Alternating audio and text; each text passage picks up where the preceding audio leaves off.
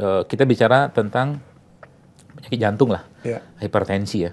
Di dunia itu salah satu rujukannya medis yang ada sekarang itu kan namanya JNC, Joint National Committee. Itu dia menentukan grading dari hipertensi. Nah, untuk pengobatan hipertensi itu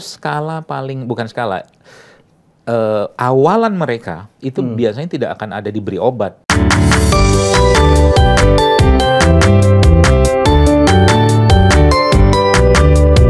Buku Atomic Habits, mungkin Pak Helmi baca juga lah. Atomic Habits, itu buku baru karangan seorang penulis di Amerika. Dia kalau nggak salah non Muslim. Saya baca buku itu termasuk juga tentang kebiasaan-kebiasaan gitu kan.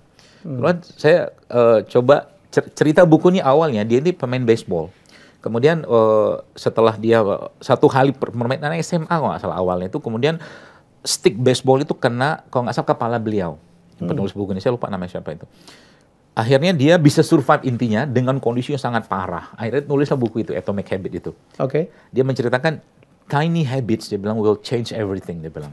Sedikit perubahan kebiasaannya itu bisa mengubah segalanya. Saya bilang, ini kalau seandainya umat Islam itu ya, mempelajari bagaimana kebiasaan Nabi dari bangun tidur sampai mau tidur lagi.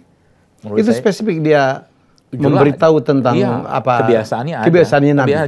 Contoh ya. Nah, spesifik dia menyebut Nabi Muhammad. Oh enggak, di situ enggak sebutin. Cuman saya ini bicara, saya mau convert aja ke bagaimana kebiasaan Nabi Muhammad. Sama dengan di buku itu. Jauh lebih powerful lah Nabi punya cerita. Ya. Apa kebiasaan? Salah satunya dalam buku itu dia bilang mulai misalkan kita menyusun. Ini buku Tiny Habit ya, Atomic Habit itu. Dia bilang kalau ketika Anda di rumah coba susun itu sendal berantakan itu tuh. Itu tiny dia bilang. Tapi itu bisa mengubah banyak hal, kata dia begitulah. Nah terus saya mencoba menjadi lebih sehat. Bukan jiwanya lebih tenang, kata dia begitu. Kemudian kita bisa punya ide bagus lagi segala macam. Saya bilang dalam hati saya gitu kan, kalau saatnya kita tahu bagaimana kebiasaan Nabi, mulai dari bangun tidur sampai mau tidur lagi, menurut saya itu jauh lebih powerful. Contoh nih, ada satu buku saya baca tentang kitab tidur. Kitab tentang tidur, hampir 500 halaman buku itu. Menceritakan dahsyatnya tidur. Dahsyatnya tidur itu karena apa yang terjadi pada tidur itu sebenarnya. Growth hormonnya, kemudian repairing sistemnya, metabolisme tubuh kita tuh diperbaiki semua sama Allah waktu tidur. Ini kan sebuah rahmat dari Allah tentunya. Contoh begini ya, kalau kita mungkin diberikan sesuatu, maka kita biasanya beradab luar biasa terhadap sesuatu yang besar itulah misalkan. Nah, bicara tidur itu kalau kita lihat, kalau Pak Helmi tanya ke personal trainer segala macam, mustahil bisa dapat tubuh sehat kalau tidurnya nggak dapat. Tidurnya kurang, mustahil. Berapa jam sih dok? Kalau saya baca itu beberapa menyebutkan 6-8 jam. 6-8 nah itu yang dilakukan Nabi kan, Nabi makanya tidurnya habis sisa. Nanti bangun malam. Saya kemarin waktu ada acara tabligh ke Sukabumi, saya ketemu wali kota, saya bilang, coba sekali-sekali rapatnya, meetingnya malam-malam, saya bilang. Karena itu waktu terbaik.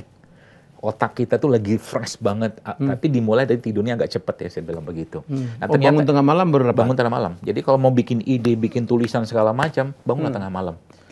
Mulai dari saat mungkin 2 rakaat tahajud cukup, 1 witir selesai lah, nggak usah lama-lama lah. Dengan sisanya, berkarya. Karena ulama-ulama zaman dulu semuanya mereka berkarya itu di malam hari kebanyakan sebagian besar. Gitu. Jadi begitu. Jadi dan ternyata begini, karena luar biasa yang Allah berikan waktu tidur itu kayak tubuh kita ya, repairing, resetting, semua sistem yang sifatnya bermasalah itu sama tidur itu diperbaiki. Maka Nabi beradab luar biasa dengan tidur. Beradab maksudnya apa? Nabi itu membaca doa yang banyak sekali menjelang tidur. Menjelang tidur. Mulai dari baca 2 ayat terakhir Al-Baqarah, Ali Imran, Al-Ikhlas, bilang ini mungkin bentuk kita beradab dengan tidur itu gitu. Sehingga tidurnya itu menjadi tidur yang nyenyak. Kalau orang bilang sekarang deep sleeping lah, mungkinlah seperti itulah. Makanya beberapa riset pun juga menunjukkan bahwa ternyata orang yang tidur dengan mematikan lampu saja, itu efeknya berbeda dengan orang yang tidur dengan tidak mematikan lampu. Itu yang pertama. Termasuk juga kalau mau tidur, mau sehat, jangan ada wifi hidup malam. Jangan ada wifi hidup malam? Matikan.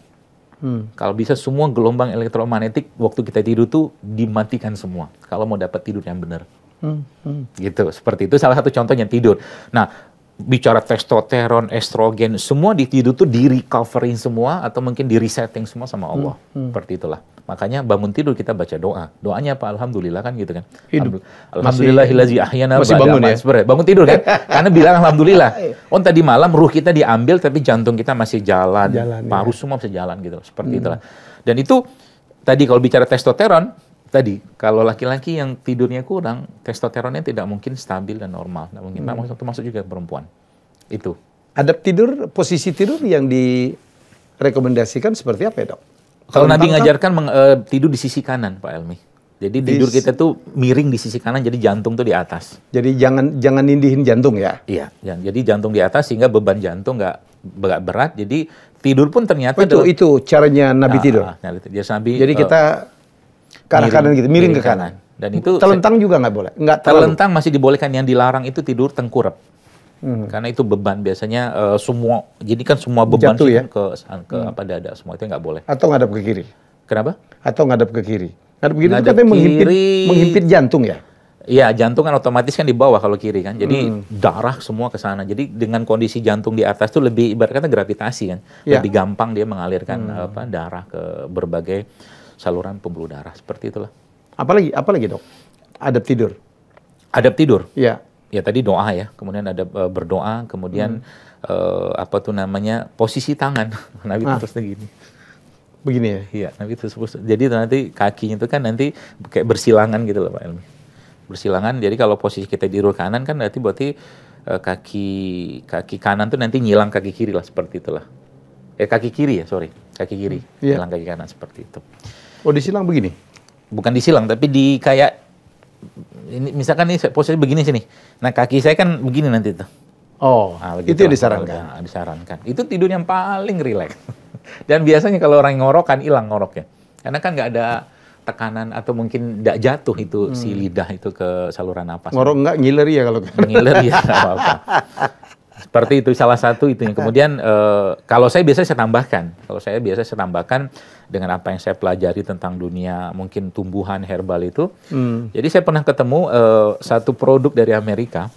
Produk ini dia sebutnya, saya lupa namanya itu apa. Tapi dia katakan dia sebutkan master hormone, dia bilang.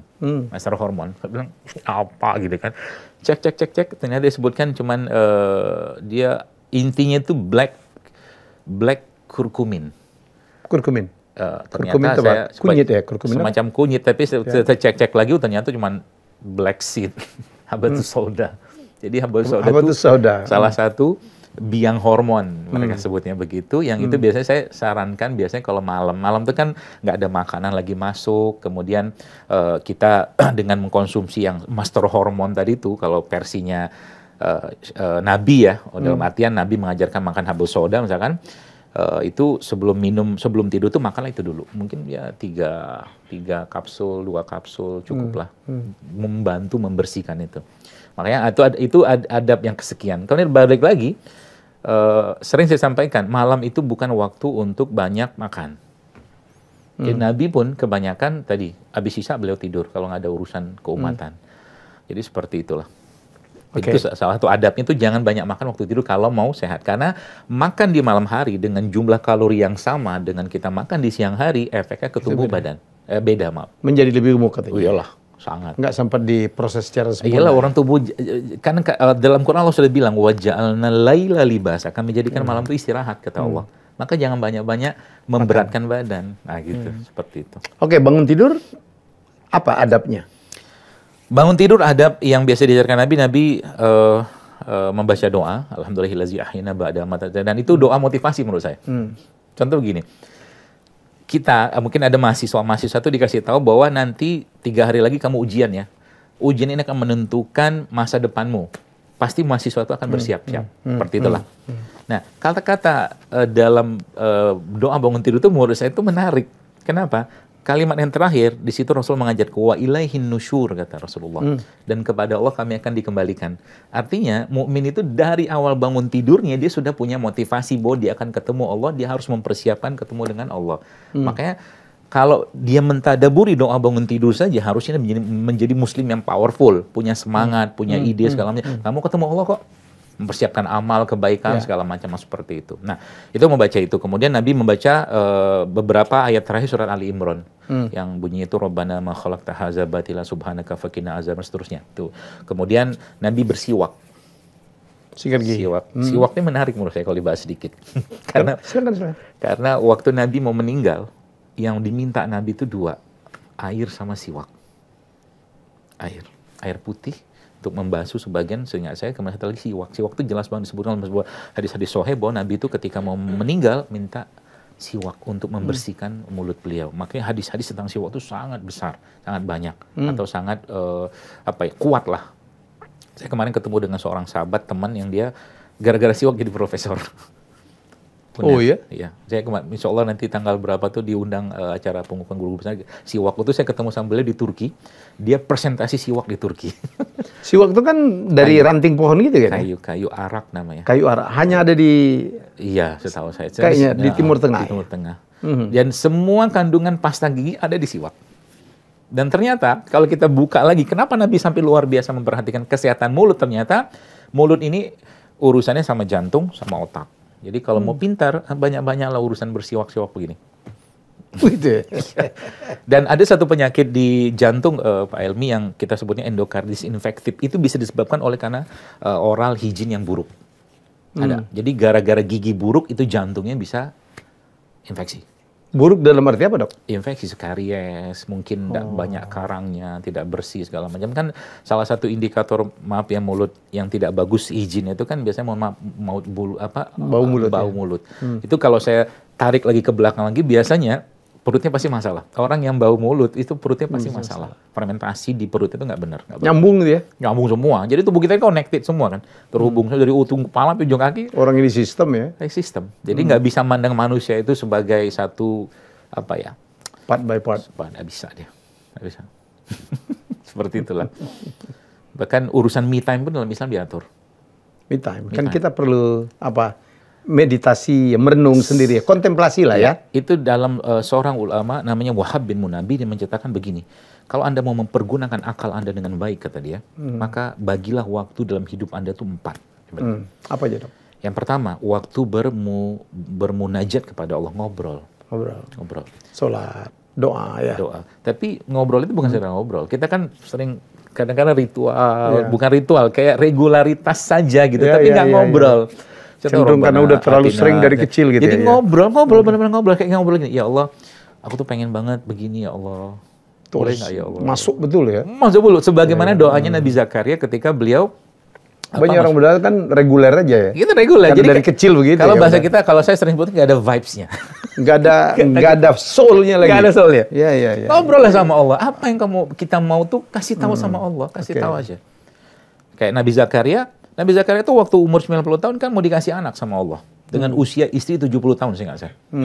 Yang dia keluhkan apa? Aku sudah tua, aku sudah uban, tulang-tulangku sudah keropos. Ini kan Allah tahu semua.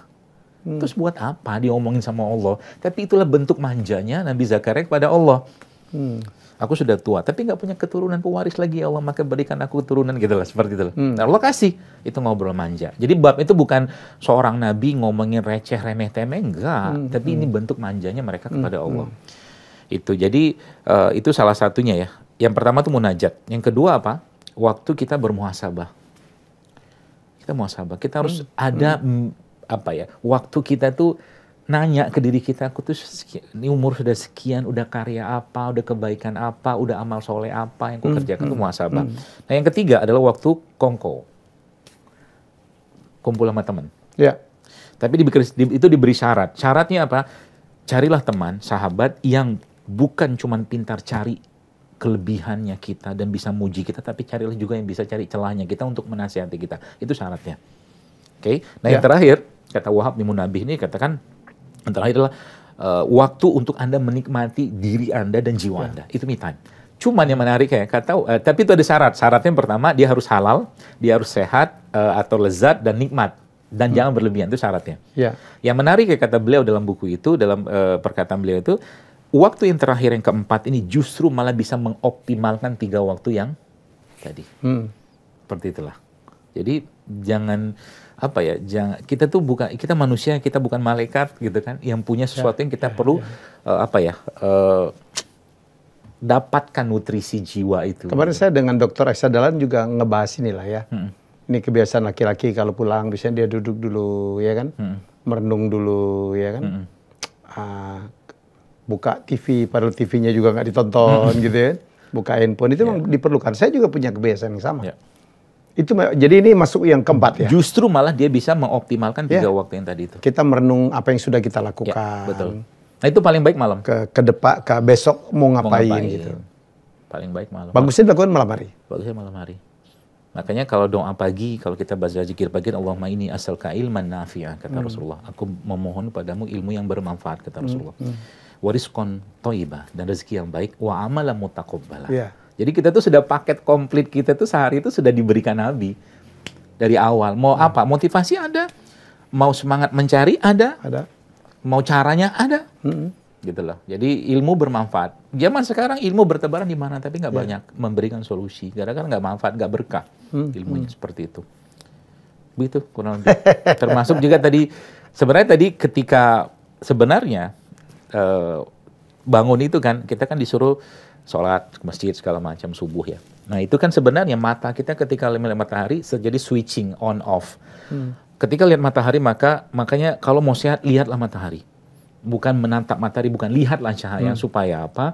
Supaya terjadi pergantian sistem. Karena tubuh kita ketika malam hari gelap, sistem berubah menjadi parasimpatik. Ketika lihat matahari berubah jadi sistem simpatik. Itu 2 sistem yang berbeda. Yang satu relax, yang satu working lah, alert gitu, seperti itu.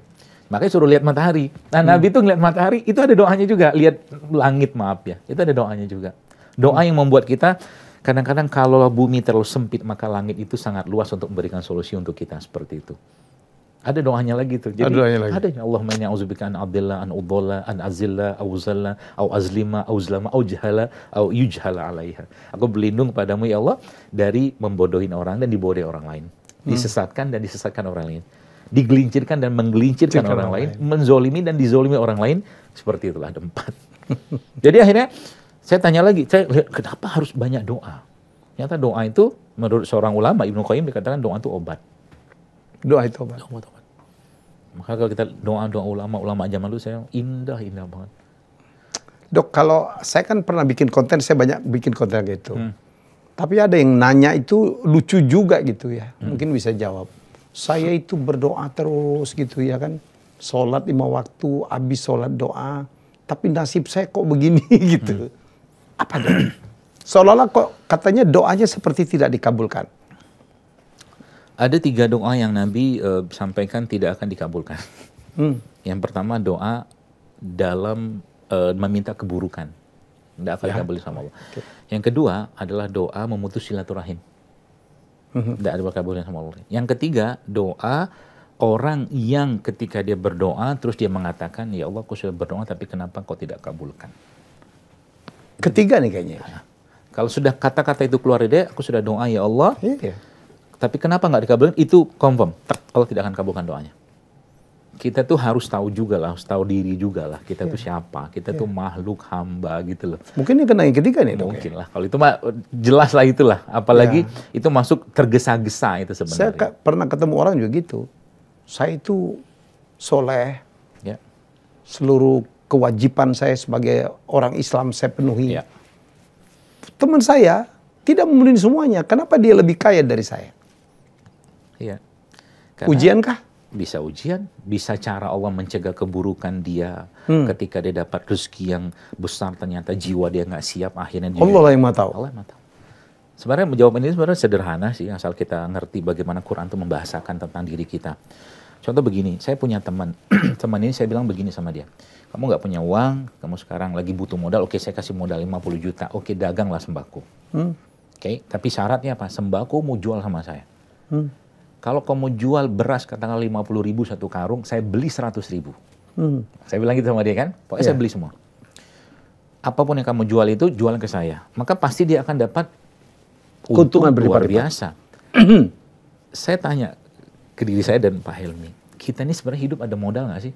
Nggak ada modalnya. Allah yang ciptakan kita, Allah yang berikan ibu bapak kita. Yeah. Allah ciptakan semua anggota tubuh kita ini, Allah semua yang ciptakan. Jiwa kita Allah yang punya, hati kita yang Allah punya. Terus Allah bilang dalam Al-Quran apa? Innallaha yashtara. Sesungguhnya Allah tuh membeli jiwa kita. Kan transaksi jual beli kan?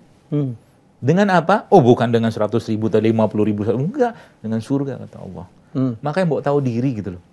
Kita itu nggak punya modal, Allah beli jiwa kita itu dengan surga.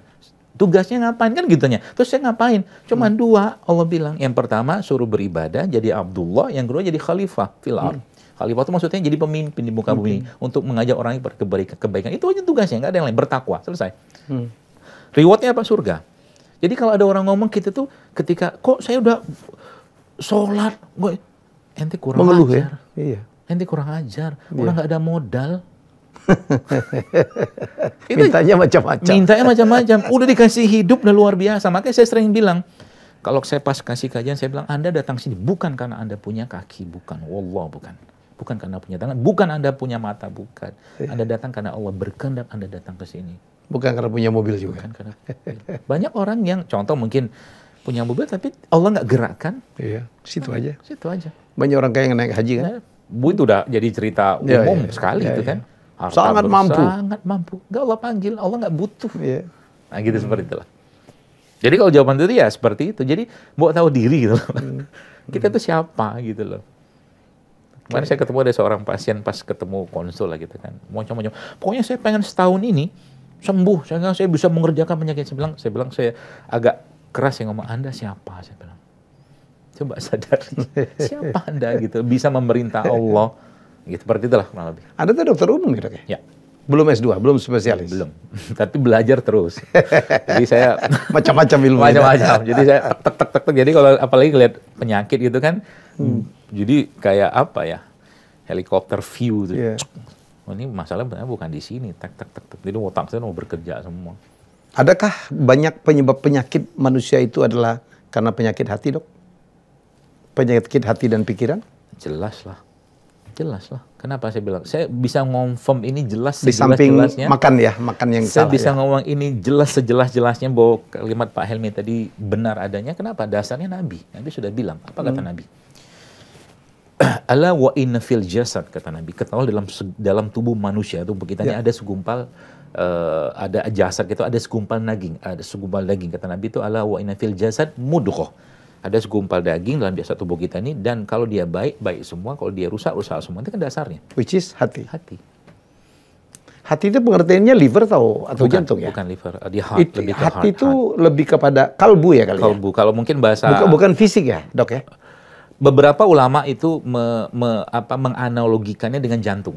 Padahal tidak ya? Menurut saya belum tentu juga. Jadi mungkin bisa jantung ini memang pusat kehidupan lah ya. Iya, tapi jantung berarti kita mati. Ada benarnya menurut saya. Karena orang yang cemas jantung bereaksi, orang yang sedih jantung bereaksi. Jantung bereaksi, ginjal pasti bereaksi juga. Itu kan satu kesatuan tuh. Jadi contoh begini. Misalkan nih, ada orang nih, ada si Fulan lah, si Budi, gitu kan. Dia di depan dia nih ada sekarang makanan sehat luar biasa. Enaknya luar biasa. Terus ada yang ngasih tahu sama dia, Pak Budi, rumah Bapak kebakaran. Tolong cicipin makanan Bapak dulu. Mana bisa tuh makanan terasa nikmat. Itu bahasa bagaimana hati itu justru malah panglimanya. Kalau dia nggak nyaman, dia sakit, dia bermasalah, maka seluruh raga tubuh kita itu akan merasakan itu. Sorry, debatable. Kalau bahasa Inggris itu hati itu liver, jantung itu heart. Betul. Iya kan? Tapi kita bukan liver. Kalau kita bukan liver, lebih ke jantung lah. Lebih ke jantung. Kalau kita hati. Ya, makanya beberapa orang yang sekarang itu kan penyakit hatinya itu dengki. Ya, itu kan penyakit berat. Dengki, siapa lagi? Ria. Hasad, benci, kemarahan. Itulah sumber penyakit. Dan Nabi berlindung dari kalau Nabi berlindung dari itu pasti ada sesuatu di situ. Pasti ada. Kenapa Nabi mengatakan hasad itu seperti api yang membakar kayu, kata Nabi. Oh, berat itu. Tetangga beli mobil baru, dia yang sakit. Gitu. Seperti itu loh. Itu dari yang saya pelajari, pahami, dan saya temukan di lapangan, itu persis seperti tadi Pak Helmi sampaikan tadi. Seperti itulah adanya. Dan pikiran juga penyebab penyakit. Banget. Orang lagi punya masalah, sakit semua. Gitu ya, Dok? Ya, makanya kalau lagi-lagi kan ketika orang apa ya nggak tenang, stres segala macam, itu kan lawannya kan tenang. Nah, menariknya apa? Kalau kita baca dalam Quran, dalam surat Al-Fath, ingat saya itu, Allah mengatakan, dialah Allah, huwallazi anzala sakinah, kata Allah. Dialah Allah yang menurunkan ketenangan. Kalimat di situ yang Allah pakai, menurunkan ketenangan. Jadi ketenangan itu bukan sesuatu yang kita dapat, bukan. Dia diturunkan. Siapa yang menurunkan? Allah, Allah kan gitu kan. Huwallazi anzala sakinah. Jadi di mana ketenangan itu didapatkan? Laisa fi ard walakin fis sama. Jadi ketenangan tuh nggak bisa didapatin di bumi, nggak bisa. Di langit letaknya. Makanya kalau nggak bisa ngakses langit, maksud saya nggak berhubungan dengan langit, ketenangan yang kita dapatkan itu akan ketenangan semu saja. Ketenangan semu aja. Dia pergi healing, dia pergi liburan, balik-balik sama aja. Karena dia tidak mendapatkan ketenangan itu dan Allah tidak grant, tidak memberikan dia ketenangan itu. Dan itu kunci semuanya. Cuma dipinjemin aja kali dia. Bentar aja, lihat, oh nyaman, nggak bisa. Memang sekarang banyak kan anxiety. Nah itu nanti anxiety ya. Kan penyakit itu kan mental illness. Oh udah dia kayak dulu tuh nggak ada penyakit itu. Kenapa? Karena manusia makin kompleks ya. Makin kompleks dan makin jauh dari hubungan yang overthinking baik. ya. Iyalah salah satunya. Yang nggak perlu dipikirin. Ya. Nah itu ada kaidahnya. Kata Nabi, salah satu cara atau salah satu indikator iman yang baik adalah tidak ikut campur urusan orang lain. Jangan cewek-cewek. Ya. Seperti itulah. Jadi sekarang tangga sebelah kita makan apa, pagi siang malam kita bisa tahu. Apain gitu loh. Jadi semakin banyak kita tidak tahu urusan orang lain, semakin damai hidup kita. Itu yang pertama. Yang kedua, apa tuh ya? Semakin tidak banyak kita ikut campur. Itulah kurang lebih. Lebih damai. Nggak usah ribut urusan orang. Kalau mau sehat itu jaga makananmu, jaga pikiranmu. Yang paling utama jaga perasaanmu ya, hatimu. Jaga hatimu, jaga jiwamu. Jaga jiwamu, ya. Sebenarnya raga itu yang terakhir. Sebenarnya. Kalau sering saya membagi manusia itu menjadi tiga apa ya? Fase? Bukan tiga fase, tapi 3 leveling lah ya. Ini leveling langitannya, leveling jiwanya atau hatinya, ini leveling raganya. Jadi raga tuh paling rendah sebenarnya. Nah, yang justru malah nutrisi yang kita perlu berikan itu di 2 ini tadi. Terutama pikirannya. Terutama pikiran. Clear mind ya. Positive thinking. Betul. Makanya dilarang menggunakan jika maka. Iya. Dilarang. Dalam Islam itu kan kita dilarang menggunakan jika maka. Nanti kalau begini gimana? Kalau begini gimana? Itu jika maka. Jika maka. Itu kan overthinking begini kan. Nanti lama-lama apa? Deg segala macam. Padahal apa? Kalau terjadi ya terjadilah. Saya kemarin pernah baca satu artikel nih dok, lucu tuh. Jadi kadang-kadang orang tua katanya, atau orang yang kita sayang itu penghambat kesuksesan kita tuh. Penghambat? Kesuksesan kita. Kan kalau sukses itu kan kita perlu explore, perlu apa. Orang tua, hati-hati ya nak ya. Hati-hati nak ya, jangan kesini ya.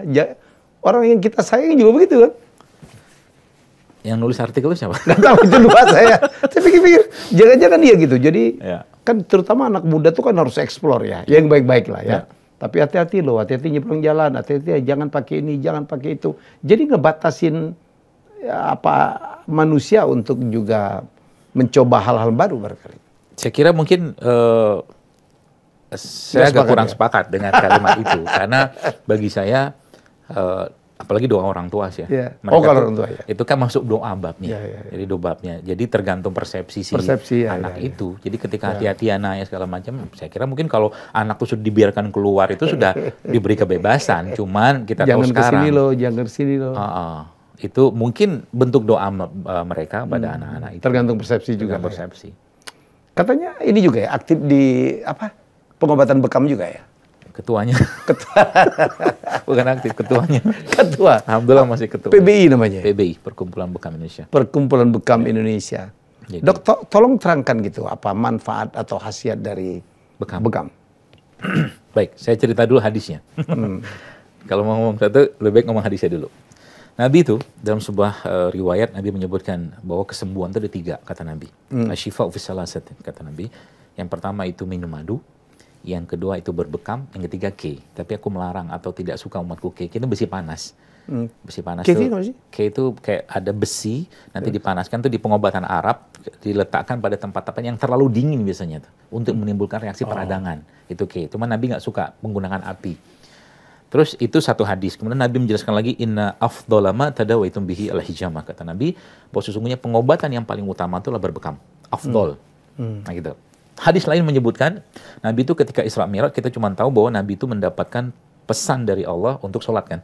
Ya. Ternyata dalam sebuah riwayat yang lain, yang dihasankan seingat saya juga, itu Nabi juga mendapatkan informasi atau malaikat-malaikat itu ngomong sama Nabi, ya Muhammad mur ummatika bil hijamah. Wahai Muhammad, perintahkanlah umatmu untuk berbekam. Malaikat di langit ngomong kayak begitu. Itu dasarnya. Berarti ada keutamaan, malaikat sudah ngomong. Kalau malaikat ngomong kan nggak mungkin perkataan malaikat, pasti perkataan Allah. Seperti itu. Lalu, itu bagian langitannya. Bagian langit. Makanya, Nabi memang berbekam, bahkan menyebutkan titik-titik bekam. Seperti itu. Lalu kita dengan beberapa teman-teman saya juga mulai concern dan mereka mulai meliti tentang ada apa dengan bekam ini. Bahkan disebutkan titiknya, waktunya. Nabi katakan berbekam pada setiap bulan, pada tanggal 17, 19, atau 21 bulannya Islam ya. Itu bisa menyembuhkan penyakit kata Nabi. Seperti itu. Jadi banyak lagi hadiahnya. Kemudian lalu saya coba baca lagi penelitian-penelitian dan teman-teman juga mulai melakukan penelitian tentang bekam itu dan hasilnya memang spektakuler. Luar biasa. Kenapa? Begini. Kalau di ruangan ini ilustrasi aja biar gampang. Kalau ngomong yang detail juga saya nggak terlalu bisa jelaskan, tapi ini analogi saja. Di ruangan ini, sebelah mungkin saya punya satu tisu kecil saya bakar. Dan saya bilang sama Pak Helmi kira-kira ini pasukan-pasukan khususnya Indonesia bisa datang nggak urusan tisu kayak begini? Ya nggak mungkin lah. Mana mungkin orang ada tisu kebakar gitu. Dong, yang paling ya kita aja bersihin gitu kan. Nah pertanyaan saya sekarang, bagaimana caranya tisu ini yang saya bakar tadi itu menimbulkan asap segala macam, itu membuat pasukan khusus datang, Kopassusnya, Densus, macam gitulah ke sini. Jawabannya gampang, ada orang yang teriak. Wah ada kebakaran, ada teroris gitu-gitu lah misalkan gitu kan. Sehingga pasukan khususnya datang. Nah, ilustrasi bekam itu kayak begitu sebenarnya. Jadi ketika seseorang itu dibekam, yang keluar sel-sel imun pada saat orang berbekam itu bukan pasukan imun level paling bawah. Udah paling top. Yang biasa keluarnya kalau HIV.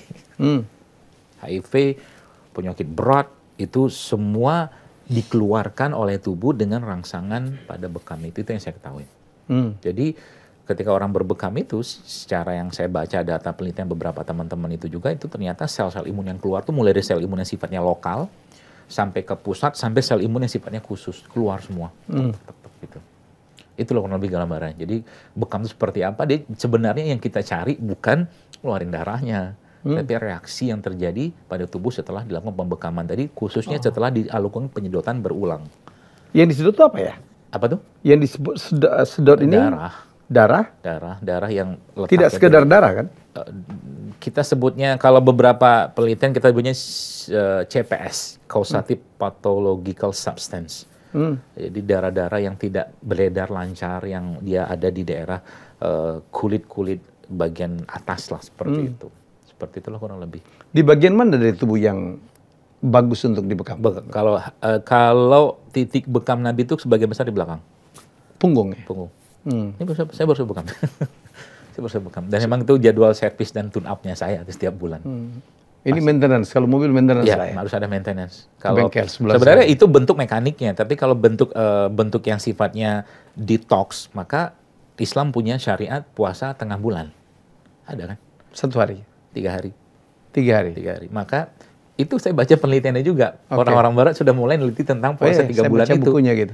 Jadi subhanallah, ternyata paket itu, paket pembersihan bulanan itu kalau dikerjakan, Masya Allah luar biasa. Puasa 13, 14, 15 bulan Islam, istirahat sebentar pada tanggal 16, lalu Nabi menyebutkan dalam hadis yang 17 lain. 17 dibekam. Kan komplit tuh. Jadi secara internal dengan puasa dibersihkan, didetoks semua segala macam. Setelah secara mekanik yang masih belum keluar itu dikeluarkan dengan bekam dan menimbulkan reaksi peradangan salah satunya. Seperti itu. Gitu. Paketnya komplit. Saya ada murid saya tuh punya rumah bekam kalau nggak salah. Udah banyak juga tuh. Dia belajar di bisnis sama saya kemarin. Udah banyak juga. Dia jual franchise dia bilang.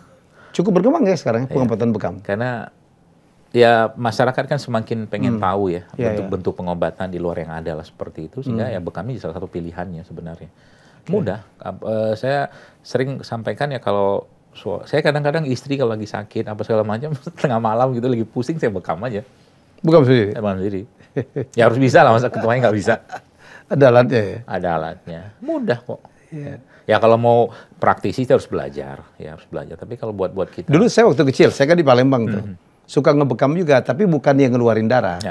Yang kita kasih timun gitu, kasih kertas koran, dibakar, habis itu kita ini. Iya, itu bekam panas, bekam api gitu. Itu ada ya bekam panas ya? Ada. Wah, itunya. Karena itu bekam angin ya? Bekam angin. Masuk angin tuh katanya. Saya dulu melakukan itu waktu kecil. Ke bapak saya, ibu sudah saya. Pak Helmi sudah lama dikenal juga sih. Bahkan kalau kita kalau buka sejarahnya sejak zaman Mesir kuno juga sudah ada bekam itu dari data-data yang ada. Cuman ketika Islam datang, Nabi datang, itu disempurnakan. Ya. Seperti itulah, dengan Nabi ngasih titik, seperti titik di punggung, ada beberapa titik di punggung itu sampai di kepala pun ada. Ini sama aja mungkin dengan akupunktur ya, beda kerja. Beda kerja. Kalau akupunktur kan mainnya meridian. Kalau di meridian itu jalur, dalam tubuh kita ada jalur-jalur yang itu terhubung dengan itu ditusuk sama dia, tusuk atau dilemahkan, dikuatkan gitu-gitulah. Gitu. Menarik ya. Jadi hidup sehat itu sebenarnya mudah. Paket secara Islamnya ada dan paket pengobatan yang ada pun. Dan tidak bertentangan dengan dunia medis ya? Saya kira mungkin enggak lah ya. Saya kira mungkin contoh mungkin kalau dalam kita bicara tentang penyakit jantung lah, hipertensi ya. Di dunia itu salah satu rujukannya medis yang ada sekarang ini kan namanya JNC, Joint National Committee. Itu dia menentukan grading dari hipertensi. Nah, untuk pengobatan hipertensi itu awalan mereka itu biasanya tidak akan ada diberi obat. Dia sebutnya lifestyle changing modification gitu lah, seperti itu. Ini kan sebenarnya pola hidup. Gitu loh. Lifestyle.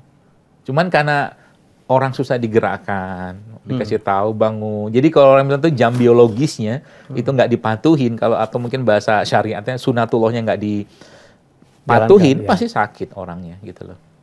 Contoh mungkin saya sering sampaikan olahraga malam tuh kurang bagus. Olahraga malam kurang bagus. Waktu istirahat. Dan beberapa data bisa dibaca tuh, bahkan associated sama kanker segala macam olahraga malam itu. Jadi nggak bagus karena emang waktu olahraga itu ya waktu matahari terbit, karena sistem tubuh kita masih alert, masih simpatik. Mandi malam ada hubungan dengan rematik? Setahu saya enggak. Enggak ya. Itu kan ada kepercayaan ya dalam masyarakat. Iya, setahu saya. Jangan mandi malam gitu. Enggak. Kalau mandi sebaiknya air panas, air dingin? Kalau mandi biasa air normal aja. Normal aja. Okay. Karena kalau mau sedikit brain shocking, hangat sebentar, ganti air dingin. Itu brain shocking itu. Jadi otak itu diperlukan. Kalau yang tubuhnya fit ya.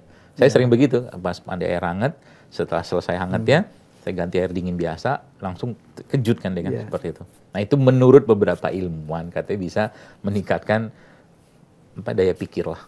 Minum air es apakah membuat perut menjadi gendut? Setahu saya enggak. Enggak ada hubungan kan? Enggak hubungan.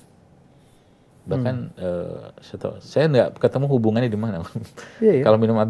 Kalau minum air es waktu makan, iya mungkin nggak bagus. Tapi sampai ke gemuk saya nggak tahu. Minum air es waktu makan. Contoh gini, kita lagi makan kan tiba-tiba minum air es. Air es itu nggak bagus. Apa nggak bagusnya?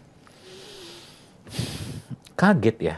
Mungkin penjelasan yang saya bisa jelaskan itu ketika kita makan kan enzim bekerja semua tuh. Enzim amilase, lipase, tialin apa macam-macam lah itu kan.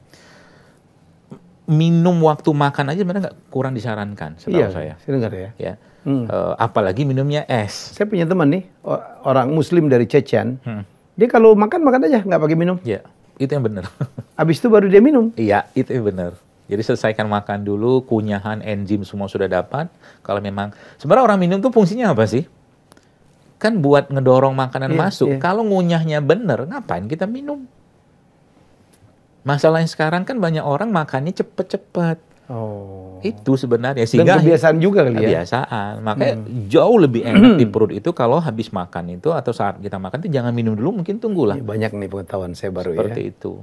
Makanya sering saya sampaikan banyak orang gangguan enzim, lambung segala macam tuh itu apa ya? Penyebab awalnya itu kenapa? Karena nggak ngunyah makan dengan baik. Dan Nabi sudah kasih tahu. Baru 30. Iya, dimakan 33 kali seperti itulah. Punyaan. Nah, itu kan enzim semua kan. Makanya ini kan kemudian berkembang lagi nih. Pesialin segala macam. Ya, saya termasuk yang bukan anti, tapi saya tidak terlalu sepakat dengan juicing. Juicing? Juicing. Di jus, kenapa? Kenapa? Karena nggak ada enzim yang bekerja kan. Oh. Dua lah misalkan, 2 jeruk yang kita makan, oke, makan aja, tak itu, dengan 2 jeruk tadi yang kita jus, apa mungkin di blender segala macam gitu kan, itu kalori yang masuk kan beda. Beda. Di jus berkurang? Bertambah lah. Bertambah? Karena pecah molekulnya. Pecah. Jadi justru malah lebih bagus yang dimakan. Nah itulah fungsi gigi. Fungsi lidah. Fungsi lidah. Enzim di situ bermain semua. Jadi kalau yang ada sakit pencernaan, mah, lambung, mulailah dari satu hal sederhana. Kunyahlah makanan dengan baik. Kurangin jus? Kurangin jus kalau saya. Bubur juga lebih tidak baik daripada nasi ya? Kalau saya iya. Iya. Kalau saya iya. Karena ya tadi. Saya suka banget bubur ayam nih. Nah itu dia. Kan nggak ada kunyahan. Orang masuk gitu kan tiba-tiba ketelan aja masuk. Gitu kan.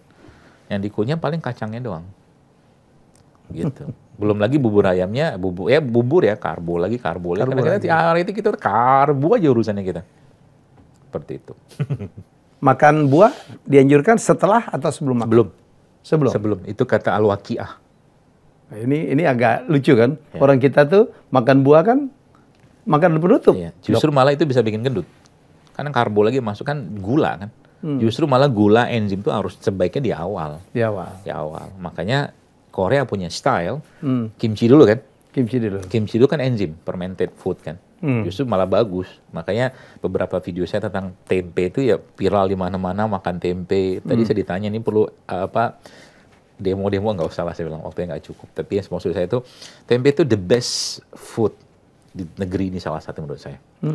Bahkan itu makanan fermentasi terbaik. Kenapa? Karena waktu saya baca beberapa data-data yang ada pada makanan fermentasi itu ternyata kalsiumnya naik, kaliumnya naik, magnesium naik, bahkan vitamin yang tidak ada di protein nabati yang biasanya ada di protein hewani, di tempe ada. Gara-gara kerja si bakteri tempe itu.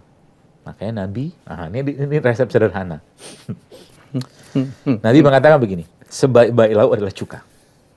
Sebaik-baiknya lauk adalah cuka. Dan ternyata ada seorang biotech di Swedia saya yang neliti tentang bagaimana efek terjadi glucose spike.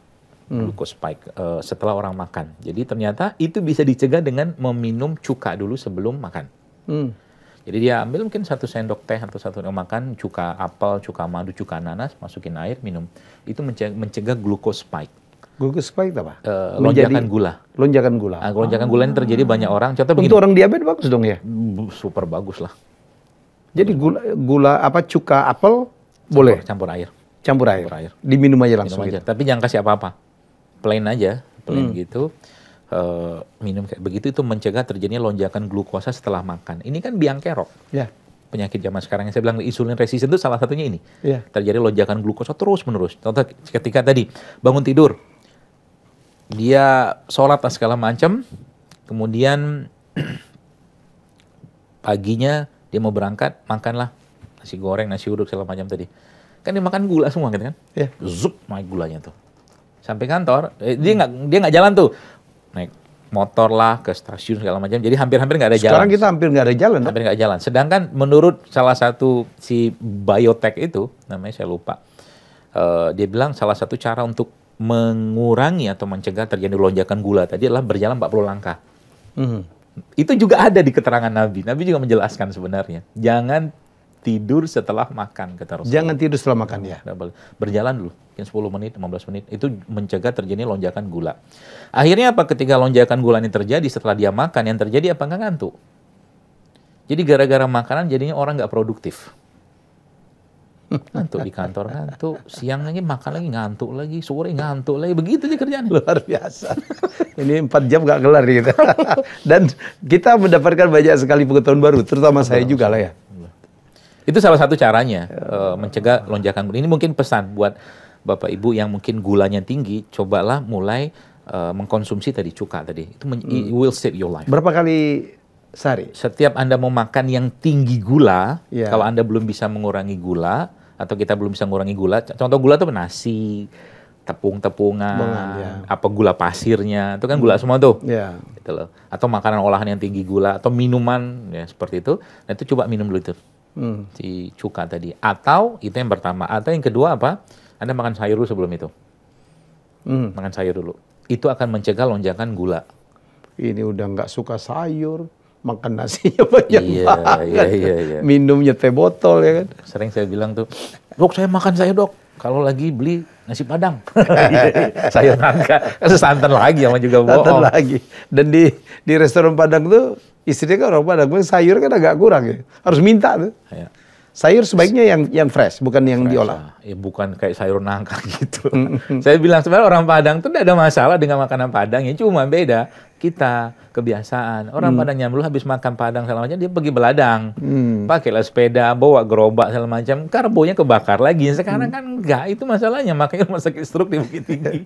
Dan ini banget ya, kita dapat 2 kasus yang obesitas yang 3 kilo, 2 kilo dan begitu dibawa ke rumah sakit meninggal ya. Betul. Itu pola makan, pola hidup segala macam ya dok. Pola makan, pola hidup, kurang cara bergerak. makan udah nggak benar. Pasti ada kaitan dengan apa ya, jam biologis, dengan pola pikir segala macam yang dia tidak bisa kontrol. Pasti itu nggak mungkin nggak. Karena begini loh, saya sampaikan ke banyak di beberapa kajian apa video saya bilang Allah tuh menciptakan kita untuk jadi hambanya dia, untuk beribadah, untuk jadi khalifah. Nggak mungkin sakit-sakitan kita itu. Pasti harus sehat kan untuk mengerjakan 2 peran itu. Makanya Allah kasih fasilitasnya. Di bumi ini ada apa namanya? Ada air, ada sayur, buah, itu pasti ada. Cuman kita kadang setan tadi masuk di situ. Saya tidak ingin Anda baik. Itu kerjaan setan iblis kan. Kerjanya setan, tugas setan. Itu sebenarnya kalau ditarik lagi ke zaman Nabi Adam, ada lagi ceritanya itu. Apalagi? Apa dah? Jadi Nabi Adam itu, waktu diciptakan Allah dengan tangannya, Allah sebutkan sebuah riwayat hadis ya, masih tidur Nabi Adam, belum ada ruh. Iblis masuk, setan masuk ke situ. Masuk ke tubuh Nabi Adam. Ya. Riset dia. Apa yang dia riset? Dia bilang ini manusia ringkih sekali, dia bilang rapuh, dia bilang. Itu yang pertama. Jadi ada 7 kesimpulannya itu. Terus dibilang lagi apa? Ini manusia akan banyak berurusan dengan perutnya, dia bilang. Oke, itu kata dia yang kedua. Yang ketiga, ini manusia akan banyak berurusan dengan emosinya, syahwatnya, dan lainnya sampai 7 kesimpulan. Saya cuma ngomentari 2-nya aja, perut dan syahwat. Artinya, memang gitu dan terjadi kan? Nabi Adam ketika ditakdirkan Allah diturunkan dari surga gara-gara dosa yang kaitannya dengan apa? Syahwat. Makanan. Makanan dia, buah huldi ya. Oke. Makanan kan? Buah huldi. Makanya riset itu penting. Jadi yang pertama kali di dunia ini, di alam semesta melakukan riset itu adalah iblis. Itu ada hadisnya, jelas hadisnya kesimpulan itu. Makanya sekarang ketika banyak masalah kesehatan, bahkan banyak masalah pikiran, hati yang kaitannya dengan makanan, mereka ikut campur lah. Si makhluk-makhluk terkutuk ini. Tidak mungkin enggak. Saya pikir dia tukang makan. Menggoda kita melalui makanan. Melalui makanan. Jadi Ibnu Qayyim itu menyebutkan ada 5 penyebab lemahnya iman. Banyak makan, banyak ngomong, banyak bergaul yang tidak penting. 2 lagi saya lupa itu apa tuh. Kok nggak penting, gak usah ngomong, diam aja. Orang berilmu itu justru malah banyak diamnya daripada ngomongnya. Dok, kenapa babi dilarang? Haram. Kenapa babi haram menurut Islam?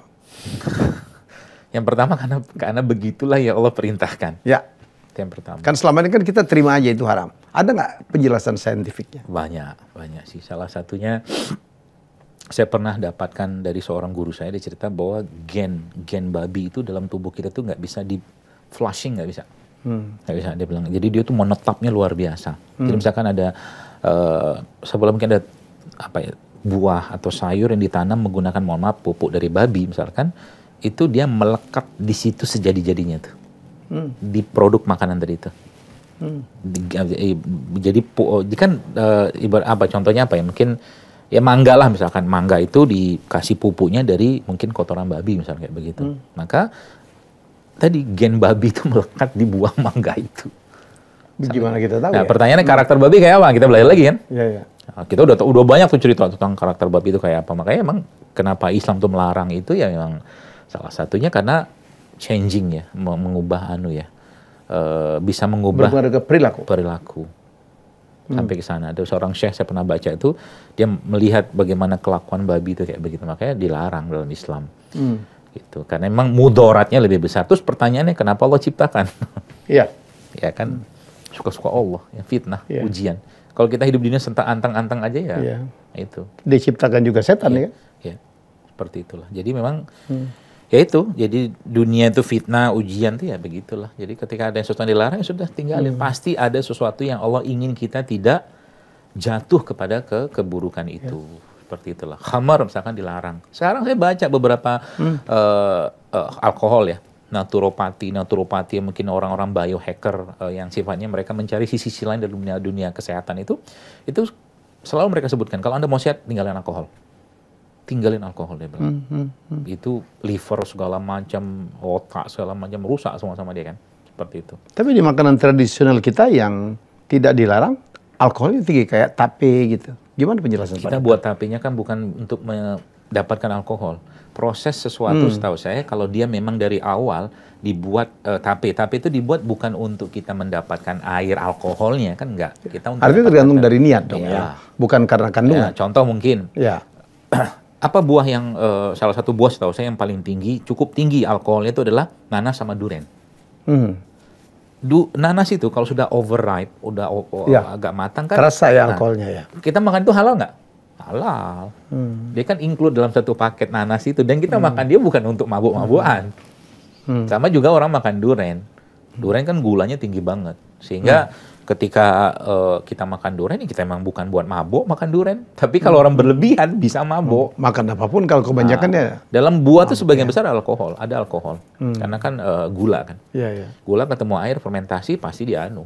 Maka itu dibikin menjadi apa tuh namanya cuka-cuka, orang semua ada ekoenzim segala macam dari buah-buahan tadi itu, seperti itu.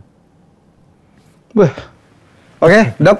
Siap. Dr. Zaidul Akbar, terima kasih. Sama-sama. Sudah menjadi tamu saya. Kayaknya bakal nambah ada part 2 nih. Sukses dengan kegiatan-kegiatannya, dakwahnya, pengobatannya, media sosialnya. Amin. Wah, saya dengar followernya udah banyak banget ya. Nah, belum lah. Ya, semoga ini saya udah lama nggak menggunakan kata daging semua. Hari ini kita daging semua ya.